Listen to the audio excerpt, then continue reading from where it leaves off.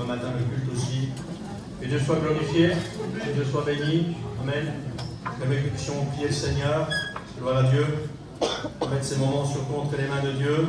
Amen. Vous savez, la bénédiction, elle descend du ciel, mais Dieu a décidé aussi de choisir les hommes pour répandre sa bénédiction. Amen. Les hommes sont entre les mains de Dieu des instruments utiles. Et je crois que ce soir, nos frères qui sont venus sont des instruments utiles. Ils vont être des instruments utiles entre les mains de Dieu pour la bénédiction de tous ceux qui sont venus. Amen. Ce soir, il n'y a pas d'exception. Dieu veut bénir tous les cœurs. Alors attends-toi ce soir à une parole de Dieu. Attends-toi à la bénédiction qui vient du ciel. Gloire à Dieu. J'aimerais que nous puissions prier le Seigneur. Amen. On va mettre ces moments entre les mains de Dieu. On va demander au trésorier, puisqu'il est debout, de pouvoir prier le Seigneur pour chacun d'entre nous. Amen.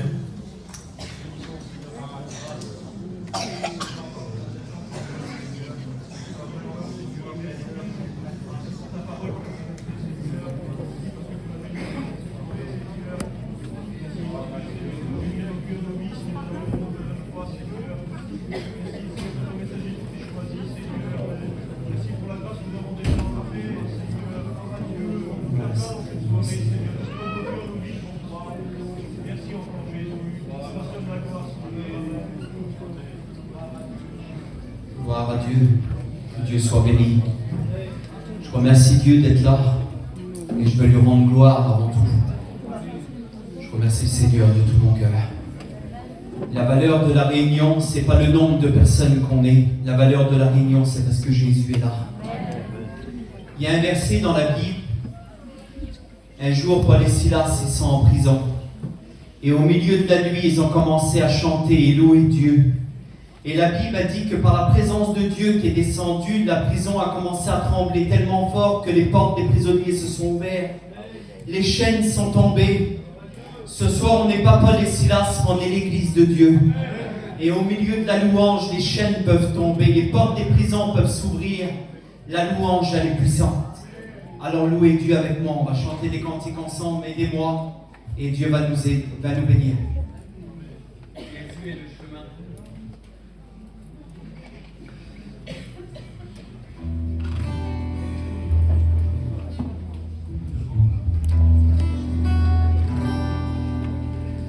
Jésus est le chemin et la vérité,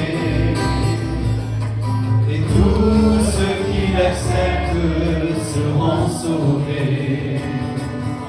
Alléluia, Jésus donne la vie à qui le veut. Jésus sauve, Jésus est le chemin et la vérité, et tous ceux qui l'acceptent seront sauvés.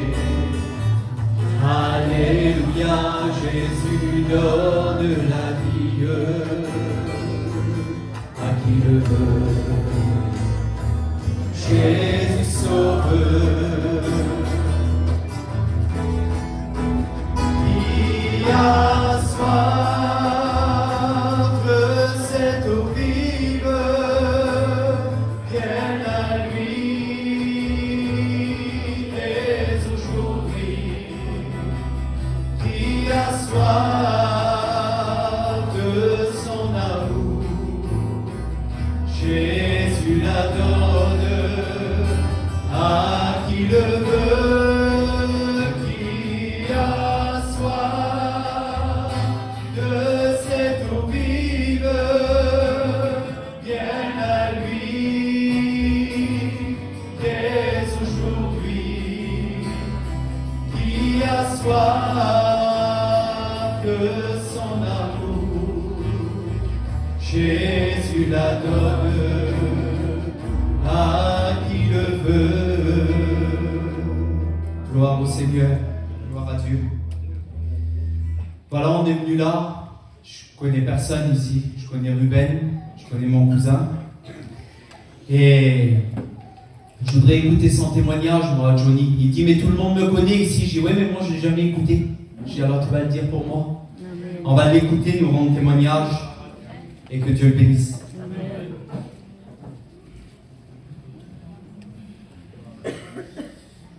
Gloire à Dieu. Gloire à Dieu. Merci Seigneur. Je suis heureux d'être là. Je ne croyais pas témoigner ce soir. Mais c'est vrai, on prêche beaucoup. On chante pour la gloire du Seigneur et notre témoignage, on ne le dit pas beaucoup. Moi, j'ai été élevé dans une famille chrétienne. Ma mère, c'était une chrétienne. Mon père, lui, c'était un chrétien, mais c'était un chrétien d'étiquette. C'était un gars, on était sur Paris là-bas, et puis voilà, lui, c'était sorti à droite, boire, et puis bagarre. On a grandi là-dedans. Et puis, on a grandi aussi dans l'évangile parce que c'est mes cousins qui montent ces maisons, qui ont monté le chapiteau dans la convention. Et on a toujours été dedans. J'ai grandi dans la mission. J'ai connu la mission toute ma vie. Mais voilà, on peut grandir dans la mission et pas connaître Jésus. On peut le connaître de nom, mais pas personnellement. J'ai grandi comme ça, j'ai perdu ma mère, j'étais jeune. Ma mère, elle avait 37 ans. Et puis, ça a été très dur. Très dur, on a grandi comme ça, mon père il buvait, on était de droite et de gauche. Et puis, Tiboun, qui est là, c'est mon cousin, et puis du côté de ma mère, on les voyait plus. Et mon père, lui, a commencé à boire, il ne s'est pas trop occupé de nous. Ma mère, elle le tenait quand même un peu, mais là, il était totalement lâché. Et puis, j'ai grandi comme ça. J'ai grandi, en fait, dans l'angoisse. Je croyais que l'angoisse, moi, ça faisait partie de la vie. Et puis, j'ai toujours été comme ça. Et puis, arrivé à l'âge de 30 ans, je me suis marié. Et puis, tout allait bien. Le Seigneur a donné une chrétienne, et puis vraiment, j'étais bien, je ne manquais de rien. Malgré que je n'avais pas beaucoup d'argent, c'était pas grave ça. L'essentiel, c'est que j'étais bien. Mais dans moi, il y avait quelque chose qui était vide. Et je vivais sous la peur. J'avais peur de tout. Et même ma famille, moi, ils rigolaient, mes beaux-frères rigolaient parce que j'avais peur de tout. Et je ne savais pas, moi, que ça venait de l'angoisse. Et puis, arrivé à un moment, j'ai fait du cirque avec mon beau-frère. On est parti, juste pour partir un peu, on était tellement sur place. Et j'ai dit, je veux partir un petit peu, mais il paraît que moi au cirque, je ne voulais pas partir au cirque. Et puis on est parti je suis parti avec lui, c'était un copain en plus. Et on est plus parti pour rigoler que de travailler. Mais voilà, je suis parti et puis c'était de plus en plus, j'avais 30 ans. J'avais 30 ans, c'était de pire en pire. Je vivais dans l'angoisse et je ne dormais pas des nuits. Et je me disais, qu'est-ce que j'ai, c'est pas possible. Et dès arriver la journée, lorsque je revenais la journée, ça allait, je rigolais, j'avais un beau sourire. Les garçons venaient vers moi et me disaient, quelle vie que t'as. C'est vraiment, ça comptait terrible, mais je ne dormais pas. Je ne dormais pas, je vivais dans l'angoisse à plus haut niveau. Et arrivé en dernier, j'ai vu que ça me faisait peur parce que j'avais même peur de prendre mon véhicule et de partir. Je mourais la peur, j'étais saisi, je ne savais pas comment faire. Et puis un matin, je me suis levé et puis on avait arrêté le cirque, ça faisait quelques jours. Et puis j'étais dehors et puis je marchais, puis mon beau-frère il n'était pas levé encore. Et puis je dis, Seigneur, qu'est-ce que j'ai? C'est pas possible, qu'est-ce qui se passe? Et moi, j'en voulais, si vous voulez, au Seigneur à la base, que ma mère était une chrétienne et qu'elle est morte à 37 ans. Je me suis dit, Dieu n'existe pas, c'est pas vrai. Et puis je me suis dit que j'étais en colère parce que j'avais de la haine contre lui. Parce que je me suis dit, il nous a laissés, on a été malheureux jusqu'à maintenant. Mon petit frère avait 3 ans derrière. Et puis ça a duré comme ça. Et puis mon frère plus vieux, il avait 20 ans. On était 7 chez nous. Et puis, arrivé à un moment, vous savez ce que j'ai fait? Alors aujourd'hui, je sais, c'est Saint-Esprit qui m'a parlé. À l'époque, je ne le savais pas. J'ai marché et puis j'ai dit, qu'est-ce que j'ai? Et puis j'avais une angoisse sur moi, une peur, une crainte. Mon cœur, il était serré, j'entendais mon cœur battre. Et puis j'ai dit à ma femme, j'ai dit, écoute, qu'est-ce qu'on va faire? On va aller à la réunion. Je ne sais pas pourquoi j'ai dit ça. Elle m'a dit oui. Elle, c'était une chrétienne à la base, mais je l'ai plus attirée de moi. Je ne sortais pas, je faisais pas je buvais pas. Mais voilà, Dieu, j'en voulais pas. Et puis elle m'a dit oui, on a été à la première réunion. Ça m'a plu. Et j'ai dit à ma femme, je vous dis, je demandais quelque chose à Dieu. Et à chaque fois que j'ai demandé quelque chose, que j'y allais, c'était pour demander quelque chose. J'allais pour un intérêt. Et là, j'ai dit à ma femme, j'ai dit, écoute, tu sais ce qu'on va faire? On ne va pas lui demander pour lui demander quelque chose, on va y aller pour lui. Et là, ma décision dans mon cœur, c'était plus la même chose. C'était plus pareil. Et quand je suis arrivé dans cette réunion-là, c'était à Chambéry, et l'homme, il m'a parlé, et je me sentais bien, Seigneur Jésus, c'est incroyable. Et quand je suis sorti, j'ai dit à ma femme, je vais leur donner un petit coup de main, les garçons m'avaient demandé pour faire la salle, et elle me dit, qu'est-ce que t'as? J'ai amené, j'ai aidé, j'ai passé jamais une chaise. Je voulais pas faire ça du tout. Au cours, j'ai commencé à aller à la deuxième réunion. Ça ne va plus même pas la peine. Et mes beaux-frères, eux, ils se sont convertis dans la même année, dans le même mois. Ils étaient au péage de Roussillon. Et quand ils ont été là-bas, je mourais pour aller. Il y a des réunions comme ça, puis je mourais pour y aller. Et bref, on a été là-bas. Et quand on a été là-bas, ça faisait quelques jours que j'y étais. Et puis j'ai aimé les réunions, mais j'avais un combat et je ne comprenais pas le combat. Et j'ai dit ça. J'ai dit, je vais aller dans la réunion. Et j'ai dit à ma femme, je ne sais pas si j'y vais au but. Elle me dit, viens. Je dis, je ne sais pas si j'y vais. Et après, j'étais avec elle, j'ai dit, écoutez, j'y vais là-bas. Mais par contre, je me mets au fond et je veux parler à personne. Je veux être là-bas. Et puis quand je suis rentré dans la réunion comme ça, je rentrais dedans, et il y a un ancien qui s'est levé, le bébé de bord. Il m'a regardé, il m'a fait ça. Je ne connaissais pas l'homme. Je me dis, Seigneur, dans mon jour, il n'aurait pas venu. Il m'a mis exactement, ce soir, c'est pour ça que ça m'a fait rappeler ça. Exactement où j'étais, mais j'étais tout seul. Là, il y a beaucoup de monde ce soir. Mais là, j'étais tout seul dedans. J'ai dit, qu'est-ce que j'ai dû faire en âge, comme ce soir. Et j'ai dit, Seigneur, j'aurais su rester chez nous.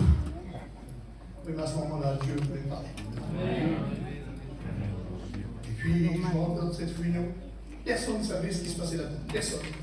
Personne. Et c'est là que j'ai vu que c'était vraiment mon Dieu qui m'a parlé. Parce que, écoutez, personne n'avait pu dévoiler mon cœur comme ça. Puis le pasteur, il a passé derrière, il y a eu l'échange, je me suis régalé, puis il a commencé à prêcher. Comme ce soir, ça va être prêché. Et puis il a dit, tu veux le sommeil? Moi, je peux te le donner. Tu veux que je t'enlève l'angoisse? Moi, je peux te l'enlever. J'ai dit, Seigneur, c'est pas possible. Et puis là, mon cœur commence à battre fort. Et puis je sens quelque chose que je n'ai jamais senti. Et puis je me baissais comme ça. J'ai dit, qu'est-ce que j'ai, Seigneur Jésus? Je me disais dans moi, les gens, tout le monde me regarde. Je commençais à avoir les larmes qui coulent. Et il me disait, tu veux la paix? Moi, je peux te donner la paix. Seigneur, l'homme, il a évangélisé un dimanche matin. Et c'était pour moi. Et puis écoutez, je me suis dit comme ça, et j'ai senti cette présence qui était forte. Et l'homme, il a arrêté de prêcher, et quand il a arrêté de prêcher comme ça me disait, lève-toi, et je te bénis. Lève-toi, et crie à moi, et je te bénis. Et je disais, Seigneur, j'ai honte. Et le Seigneur, il m'a répondu dans moi, écoutez, c'était la première fois que j'ai écouté la voix du Christ dans moi. Il a dit, tu as honte? Mais qui c'est qui passe les nuits à ne pas dormir? C'est toi, tu es tout seul la nuit là. Et dis, lève-toi et je te bénis. Et d'un seul coup, j'ai pas hésité, je me suis levé, j'ai hurlé à Dieu. Vous savez ce que ça m'a fait? Je ne suis pas un visionnaire, mais c'est ce que ça m'a fait dans mon esprit, comme si il y avait un tunnel qui allait jusqu'au ciel, et que lui entendait ma voix. Et la croix, j'ai grandi dans l'évangile, c'est pour ça que je vous dis ça. Quand les pasteurs ils prêchaient et qu'ils disaient, il faut que tu passes par la croix, je disais, mais qu'est-ce qu'il veut dire? Je ne comprenais pas passer par la croix, je ne comprends pas. Il disait que le péché est venu d'Adam et que toi tu es un pécheur aussi. Mais je dis, mais j'ai rien fait moi. C'est pas moi, c'est Adam qui l'a fait.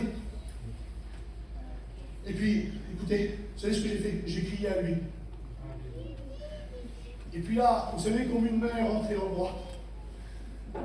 Et vous savez ce que ça m'a fait? Comme un bol d'air frais. J'ai fait ça. J'ai respiré comme si l'angoisse sortait. C'est pas comme si c'est ça. L'angoisse sortait de moi comme une main venait me chercher à enlever ça. Et puis d'un seul coup, là, j'ai respiré à plein poumon. Et j'ai dit, Seigneur, j'ai passé à côté de ça. Et puis je ne dormais pas des nuits, écoutez. Je suis sorti de la réunion, et puis on était dans le truc, ma femme, j'ai dit, Seigneur, quel côté les montagnes? Qu'est-ce que t'as? J'ai dit, quel côté, Seigneur, les arbres? Mais qu'est-ce que t'as? Parce que je voyais Dieu de partout. Je voyais Dieu de partout. Et puis, je suis arrivé chez moi, et puis arrivé le soir, je me suis endormi. Et je me suis réveillé le matin. Gloire à Dieu. Amen. Amen. Alléluia. Et puis j'ai senti sa présence. Et j'ai dit, Seigneur, c'est ça alors? Si je te demande pardon, Seigneur, plus jamais je te lâcherai. Plus jamais. Et ça fait 15 ans, ça, pas 16 ans. Aujourd'hui, je sers le Seigneur, on a un foyer qui sert Dieu. Et vous savez, cette angoisse en 16 ans, je ne l'ai jamais revu une seule fois. Parce que Dieu m'a délivré. Amen. Alléluia. Peut-être que toi t'en fais ce soir, mais on a un Dieu de délivrance. Amen. Alors n'aie pas honte de crier, on est avec toi, nous. On est comme Pierre et Jean, on veut te prendre par la main et on veut te lever. Et c'est au nom de Jésus par contre, c'est pas nous ça. Ça c'est lui qui le fait. Nous on peut juste te prendre par la main. Amen. Que Dieu vous bénisse. Gloire à Dieu. Le Seigneur, on l'appelle le prince de la paix. le prince de la paix, il est là. Il est là, le Seigneur. Voilà, on m'a donné un petit programme. On va appeler Milou, chanter un cantique.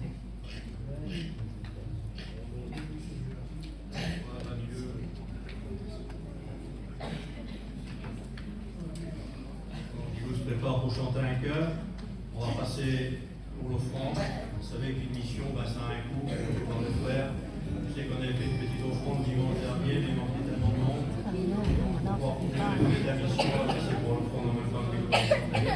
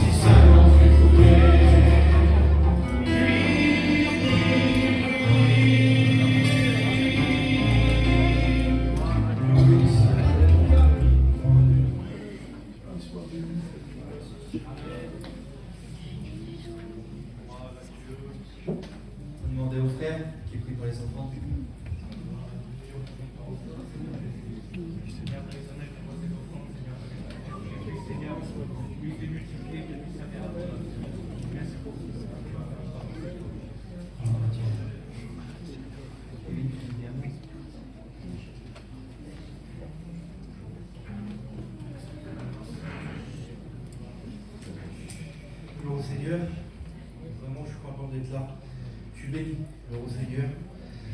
Moi j'ai toujours connu les choses de Dieu, j'ai toujours connu la mission. Je le dis souvent, vous savez comment je témoignais quand j'étais tout jeune. Moi j'ai accepté le Seigneur à 15 ans. Je me suis baptisé à 15 ans. Et j'ai dit, vous savez, moi j'ai mis au Seigneur par amour, parce que j'aimais le Seigneur. Moi je ne savais pas ce que c'était de passer par un problème, je ne savais pas ce que c'était des problèmes. Et puis j'ai accepté le Seigneur par amour. Merci Seigneur, je suis venu par amour au Seigneur, je veux l'aimer. Et merci Seigneur pour ceux qui viennent au Seigneur par des problèmes, parce que le Seigneur il est venu pour ça. Il est venu pour ceux qui ont le cœur brisé. Mais moi, je ne savais pas ça, je ne connaissais pas. Et puis, j'ai vu ma vie chrétienne comme ça pendant 5-6 ans. Et la parole de Dieu a dit ça, nous avons reçu de sa plénitude, grâce sur grâce. Ben, c'est ce que j'ai vécu moi pendant 5-6 ans. Que des bénédictions. Le Seigneur il est en train de me former. J'ai reçu des grâces, vraiment, j'ai reçu des grands cadeaux. Et puis j'avais l'appel dans mon cœur et je me suis levé pour servir le Seigneur. Merci Seigneur. Et puis là, les problèmes ils ont commencé. C'est pour vous dire, je voudrais encourager les jeunes étudiants qui se lèvent. Moi, je suis tout jeune aussi, hein, j'ai fait des écoles publiques avec Kiboun. Et j'ai eu des attaques, j'ai eu des problèmes. Vous savez, la Bible dit ça, que personne ne pourra nous séparer de l'amour de Dieu. La Bible dit que ce seraient les tribulations, les angoisses, les persécutions. À un moment donné, il dit, nous avons l'assurance que ni la mort, ni la vie, même la vie, elle ne peut pas nous séparer de Dieu. Les sous, l'argent, n'importe quoi, la convoitise du monde, si on fait confiance au Seigneur, ben même la vie. Et puis là, c'était la mort. La Bible dit ça, et la mort aussi ne peut pas nous séparer de Dieu. Ben moi, je vais passer par là. Imaginez-vous, j'ai attendu 8 ans pour rentrer aux écoles publiques. J'ai eu ma place pendant 2 ans aux écoles publiques, je n'ai pas pu aller parce que j'étais malade dans mon corps. J'ai passé par les galises, les grains sont bloqués, je vous dis ça en quelques minutes. J'ai fait des galises, je vais faire des galises à vie.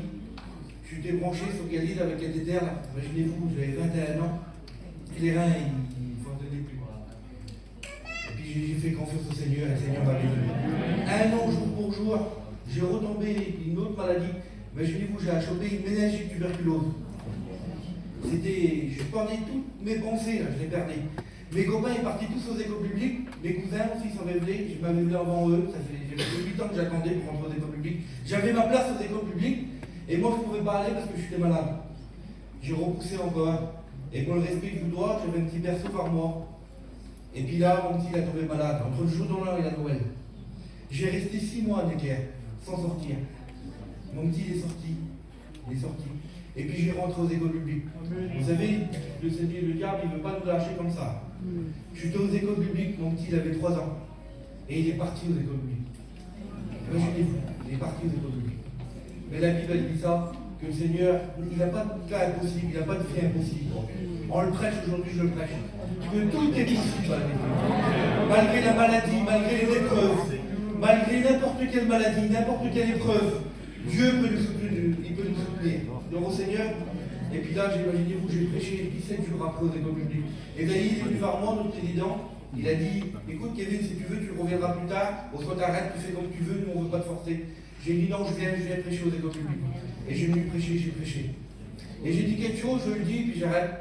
J'ai prêché à peu près 6 mois après, j'étais en Israël, et c'est moi qui ai prêché à Golgotha. Et j'ai dit quelque chose au diable, j'ai parlé au diable, et j'ai dit quelque chose, et je voudrais vous le dire. J'ai dit ici, à Golgotha, le lieu du crâne, tu as perdu il y a 2000 ans pour mon salut. Mais je proclame encore que tu as perdu pour mon ministère encore. Et tu as perdu pour tous les âmes que moi je vais appeler au Seigneur, que je vais prêcher le Seigneur. Tu as perdu. Et je voudrais vous le dire, Donald, il m'a donné un verset, c'était la première prédication que je faisais, deuxième prédication que je faisais. Il m'a donné un verset, c'est le verset de 1 Corinthiens 15, 55, où mort, où est ton aiguillon, où est ta victoire? Parce que imaginez-vous, dans les chrétiens, la victoire du diable, elle n'est même pas là. La mort, elle ne fait même pas une victoire pour lui. Parce que Jésus l'a vaincu la mort. Car Christ a vaincu la mort et il a mis en évidence la vie et l'immortalité par l'évangile. Alors au Seigneur, aujourd'hui je suis là, j'ai un petit foyer, le Seigneur m'a béni terrible. Alors au Seigneur, la grâce de Dieu est suffisante.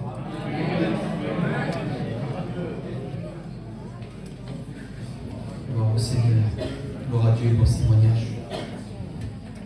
Demandez aussi au frère Jesse de venir chanter un cantique.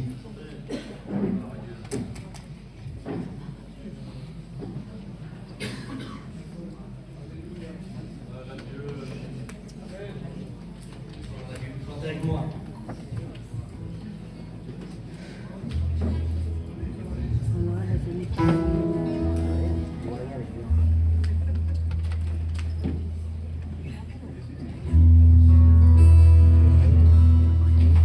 Non, existe.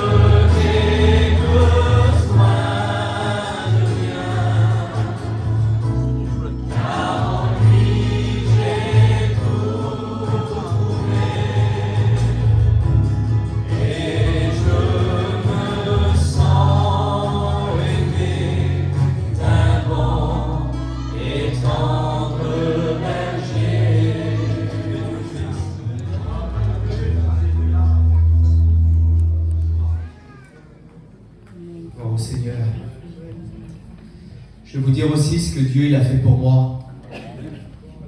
Je vais vous dire comment j'ai rencontré le Seigneur.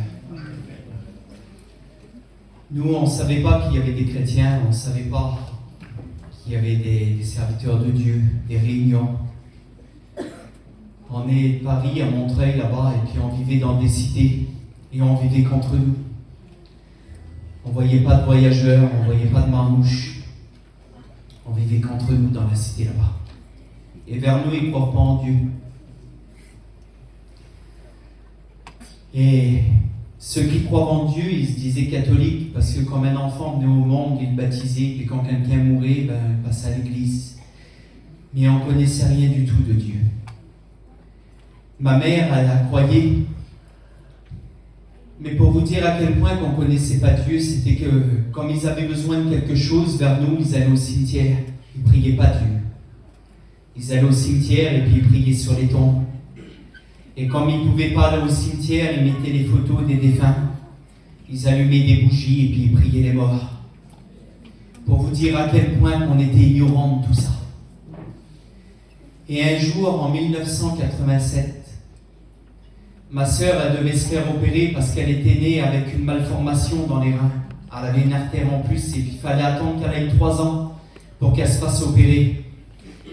Et en 87, le moment de l'opération, il venait. Et il y a une femme qui est venue chez nous. C'était une voyageuse, cette femme-là. Et comme elle est venue, c'était une chrétienne. Et ma mère, elle a expliqué la petite qu'on devait aller à l'hôpital, tout ça pour la petite. Et la femme a choucavé sur nous, puis elle disait, Lita, c'est pas possible que tu sais pas ce que Dieu il a fait sur les places au milieu de notre peuple. Elle dit, c'est pas possible que tu sais pas qu'il y a des serviteurs de Dieu qui prient pour les malades et les malades ils sont guéris. Elle dit, si tu saurais ce que Dieu il a fait sur les places au milieu de notre peuple, au milieu des marmouches, des voyageurs. Elle dit, il y a des drogués qui rentrent dans la Réunion et sont délivrés de la drogue. Il y en a qui arrêtent de boire, il y en a qui arrêtent de fumer. Elle dit, il y a des bandits qui se tournent vers Dieu et qui deviennent chrétiens. Elle dit, juste à côté de chez toi, il y a une petite salle. Et il y a des serviteurs, elle dit, je vais les appeler, ils vont prier pour ta petite et ta petite, elle sera guérie. Et ma mère, elle aurait été prête à tout faire pour la petite. Et ma mère, elle a dit oui. Ça fait que les hommes, ils ont venu chez nous. Et comme ils ont venu, pour la première fois de notre vie, on a entendu parler de Jésus. Il y a un homme qui était là, et ils ont chanté des cantiques, et il y a un homme qui a pris la Bible dans les mains. Il l'a ouvert, et il a parlé de Jésus. C'était une chose qu'on ne connaissait pas, nous. Et comme il a parlé de Jésus, la réunion s'est terminée. Et avant la fin de la réunion, ils ont fait un appel pour les malades. On a l'habitude, nous, pour ça. Mais nous, on ne connaissait pas Johnny. Et mon père, il était assis au fond, il est venu jusqu'à devant. Et il a amené la petite. Et ils ont prié pour elle. Comme la Bible a dit, ils lui ont imposé les mains au nom de Jésus. Et le jour de l'opération, il est venu. Et comme, avant d'opérer, le radio, il a fait une radio de contrôle. Et comme il a fait la radio de contrôle, l'artère, elle n'y était plus dans les reins. Dieu, il avait fait un miracle vers nous, dans les cités. Et ce qu'on a fait, on a cru en Dieu. Et on a fait plus que croire en Dieu parce qu'on s'est donné à Dieu. Ma mère, elle s'est convertie. Mon père, il s'est converti. Ma mamie, c'était une alcoolique, ma mamie. Elle a été délivrée de l'alcool, elle s'est convertie. Mon arrière-mamie, elle s'est convertie. Il y a eu un grand réveil vers nous. Dans la cité, là-bas. Il n'y avait pas de camping. Hein. C'était dans une cité. Dieu, il a envoyé des serviteurs vers nous et puis il a touché nos cœurs. Et toutes les erreurs que ma mère, elle avait fait, tout ce qu'elle lisait dans la Bible qu'il ne fallait pas faire. Parce qu'après, elle l'a lu dans la Bible que c'était une abomination aux yeux de l'Éternel de prier les morts. Elle nous a appris à tout faire. Et elle nous a élevés dans les choses de la Bible. Et en 1990, c'était une journée qui était comme les autres. Ma mère, elle nous a réveillés pour aller à l'école. Et mon père, il s'est réveillé le matin et puis il saignait du nez et puis il saignait de la bouche. Ça fait que les gardiens, ils ont venu, ils ont fait une prise de sang et ils ont appelé en urgence. Il fallait l'envoyer tout de suite à l'hôpital. Et pour aller au plus court, comme il est arrivé à l'hôpital, c'était déjà trop tard. Parce que c'était une leucémie foudroyante qu'il était en train de faire. On l'a rentré à l'hôpital le vendredi, Et dans la nuit du lundi au mardi, il est parti. Mon père, il avait 28 ans quand il est parti. Et le jour où il est parti, mon père, c'était le mardi, c'était arrivé à 5 h du matin. Ma mère, elle nous a mis à l'école. On allait à l'école. Elle ne nous l'a même pas dit, c'était moi le plus vieux, j'avais 7 ans. Ma soeur, elle avait 5 ans et mon frère, il avait 1 an et demi, je crois 2 ans. On a été à l'école, mais ce jour-là, on devait aller le voir parce qu'il avait demandé après nous la veille. Parce qu'il était dans une chambre en bas, ça fait que sur le trottoir, ça faisait la fenêtre, et on aurait pu le voir par la fenêtre. Et quand on est rentré de l'école, j'ai été vers ma mère, et je dis « Maman, on va pas voir Tata à l'hôpital ». Et ma mère, elle nous a assis par terre. Et elle a parlé avec moi parce que c'était moi le plus vieux. Et elle a dit « Mon fils ». Elle a dit « Tata, il était bien malade ». Elle a dit « Mais le Seigneur, dans la nuit, il a envoyé un ange ». Elle a dit « Mais dans pas longtemps. Dans pas longtemps, il y a un ange qui va sonner de la trompette dans le ciel et tous les chrétiens de la terre, ils l'entendront. » A dit comme il sonnera de la trompette, le son il viendra du ciel, alors on regardera dans le ciel. A dit le ciel il va s'ouvrir en deux. A dit le Seigneur il sera sur les nuées du ciel avec tous ses anges et ce jour-là on reverra Tata. Et je savais que ma mère elle disait la vérité. Je le savais. C'était comme une flèche qui rentrait en moi. C'était quelque chose qui est rentré en moi et qui n'est plus jamais sorti de moi. Et on a été s'amuser, nous. On n'a rien vu du tout du veillage, de l'enterrement, on n'a rien vu de tout ça. Et les mois, ils ont passé. Et l'ennui, elle s'est fait sentir. Et un jour, encore une fois, à l'école, il y avait quelques mois que c'était arrivé ça. L'hiver, elle était en train de venir. Et ce jour-là, il y a eu la sirène de la guerre. Avant tous les premiers mercredis du mois, il y avait toujours la sirène de la guerre. Et ce jour-là, il y a eu la sirène de la guerre. C'était un mercredi. Je disais, ça y est, il arrive. J'ai resté toute la journée entière assis, à regarder par la fenêtre. Je regardais le ciel en attendant que le ciel s'ouvre. Et de revoir le Seigneur sur les nuées du ciel et revoir mon Père. Et quand j'ai rentré chez moi le soir, ma mère, elle nous a couchés. Et j'avais l'habitude de parler à Dieu, parce que depuis le jour où j'avais entendu parler de lui, je l'avais aimé. J'étais dans mon lit et j'ai parlé à Dieu. J'ai dit, Seigneur, c'est moi, Thibaut. Fais attention que mon père il n'ait pas froid. Et tu lui feras un chaume et tu diras que c'est moi. Et comme j'ai dormi dans la nuit, il est venu un homme habillé en blanc. Cet homme-là, il m'a réveillé de mon lit, il a enlevé la couverture, il m'a pris par les mains, il m'a levé du lit. Et il a dit, viens parce qu'il faut que tu vois quelque chose. J'ai plus vu le mur de ma chambre, mais je voyais des escaliers à perte de vue. On a commencé à monter les escaliers et en une fraction de seconde, on était en haut. Quand on est arrivé en haut, sur ma gauche, c'était comme un grand jardin immense, mais nous, on a pris à droite. On est arrivé comme dans une grande pièce. Dans cette pièce, il y avait un trône et il y avait un homme qui était assis dessus. Cet homme-là, il était tellement grand que je ne voyais pas son visage, je voyais qu'en dessous son visage. Il regardait droit devant lui. Il était rempli de gloire. Il était rempli de victoire. Sa victoire, elle était palpable, on aurait pu la toucher avec les mains. Il n'y avait pas un endroit dans le ciel qui n'était pas rempli de sa gloire. Et l'ange qui est venu me chercher, il a fait signe avec les mains, il a dit, regarde. Et à la droite du trône, j'ai vu mon Père. Mon Père, il était habillé en blanc aussi. Il a regardé sur moi, il n'a pas parlé, je n'y ai pas parlé, mais il a regardé sur moi, il a rigolé. Et dans son regard, c'est comme si il disait, mon fils, je suis bien parce que je suis avec le Seigneur. L'ange, il m'a repris par la main. On a retraversé ce grand couloir, on a redescendu les escaliers et il m'a couché dans mon lit. Et il a fait mon lit comme les gardiens font. Il a mis le drap, la couverture, il a replié le drap sur la couverture et il a bordé mon lit comme les gardiens font. C'est quelque chose que ma mère ne faisait pas ça. Et je me suis endormi, je ne l'ai pas vu partir. Et le lendemain matin, quand je me suis réveillé, je savais moi que le Seigneur, il parlait dans des rêves. Et je disais, Bardével, ça ne pourrait pas être vrai, le Seigneur. Parce que si c'est vrai, ça veut dire que ma mère, tout ce qu'elle m'a dit, c'est vrai. Mais quand j'ai voulu me lever du lit, il avait serré le lit tellement fort que j'ai resté bloqué dedans. Ce jour-là, j'ai été baptisé du Saint-Esprit. C'était en 1990. Et j'ai fait une promesse à Dieu. J'ai promis à Dieu de le suivre toute ma vie. Les années, ils ont passé, on a souffert. Si vous sauriez comment on a souffert. Ma mère, elle s'est remariée. On n'avait plus le droit au cantique, on n'avait pas le droit à la Bible, on n'avait pas le droit aux réunions. Les pasteurs, ils étaient interdits de s'arrêter devant chez nous. Mais Dieu, il avait posé quelque chose là-dedans qui était plus grand que la souffrance. Vous savez ce que je faisais? Je me mettais à genoux dans ma chambre et je cherchais la présence de Dieu parce qu'il a été pour moi le Père que j'ai pas eu sur la terre. Ça a été le plus merveilleux des pères. À l'âge de 15 ans, j'étais en train de prier, interdit d'aller à la réunion. J'ai arrêté de prier le Seigneur. Il y a une vision qui s'est ouverte devant moi, comme un livre qu'on ouvre.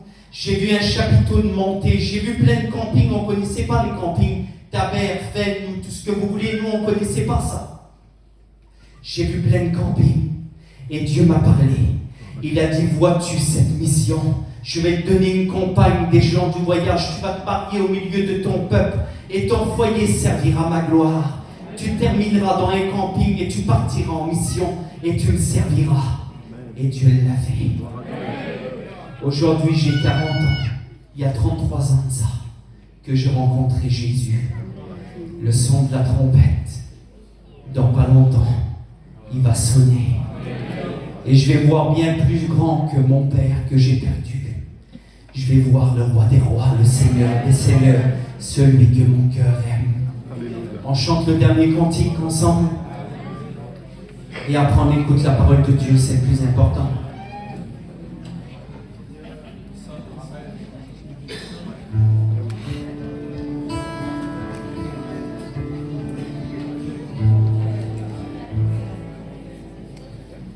Nous sommes ensemble et unis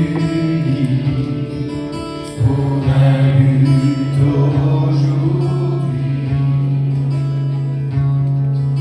élevé dans notre vie, le Seigneur Jésus-Christ. Je t'aime, Seigneur, car son amour a changé toute notre vie